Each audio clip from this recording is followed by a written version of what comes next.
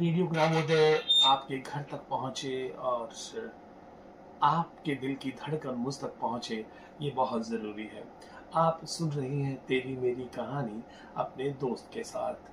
साहिल, अभिषेक, सनी, विक्रम और प्रिंस। आपकी बात ठीक है, आप बिल्कुल ठीक लिखते हैं। लेकिन आप एक बात मानकर चलिए कि अगर आपको अनुकूल वातावरण मिलेगा, आपके भाई आपसे प्यार करेंगे और यहाँ साहिल ने लिखा है कि मुझे मेरे भाई नहीं समझते। आप अगर इस दायरे से, इस घेरे से, इस सर्कल से बाहर आएँगे, तभी साहिल, प्रिंस, अभिषेक, विक्रम और सनी आप वो महत्वपूर्ण एलिमेंट, वो महत्वपूर्ण कारक पाएँगे जिसका नाम अभिप्रेरणा है। आप ध्यान दें, अर्जुन के 100 भाई थे, क्या हुआ? इसलिए ये महत्वपूर्ण नहीं है कि आपके कितने भाई हैं और वो आपसे कितनी हिंसा, कितना गंदा व्यवहार करते हैं।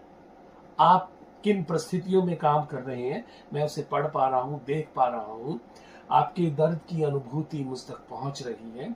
लेकिन साहिल, आप एक बात को समझिए कि इससे एक कदम आगे आना है। और मानवतावादी जो मनोवैज्ञानिक है, हेनरी मूरे वो कहते हैं कि 20 तरह की ज़रूरतें हैं हमारी जो मोटिवेशन पैदा करती हैं। पर मैं 2 ज़रूरतों को बहुत महत्वपूर्ण मानता हूँ। एक है सेल्फ और एक है सेल्फ के रिएक्शंस। यानी मैं और मेरा व्यक्तियों, वस्तुओं और घटनाओं के प्रति दृष्टिकोण। गीता कहती है कि स्थान निश्चित है, व्यक्ति निश्चित है, घटना निश्चित है। क्या घटित होना है ये भी निश्चित है, लेकिन उसके प्रति आपका दृष्टिकोण क्या रहेगा? साहिल, अभिषेक, प्रिंस, विक्रम और सनी, ये अनिश्चित है और यही हमें निश्चित करना है। और जैसे ही इसे हम निश्चित कर लेंगे, फिर एक और मंजिल, एक और रास्ता हमारी प्रतीक्षा में होगा। हमारी एक नई शुरुआत होगी।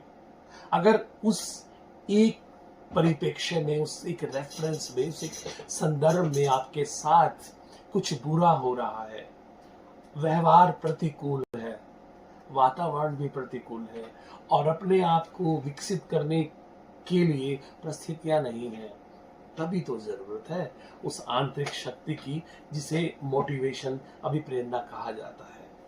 आप अपने अंदर की आवाज सुनिए और फिर रास्ता तलाश कीजिए और फिर दुआ कीजिए उन लोगों के लिए जिनकी नजरों में आपके लिए नफरत है।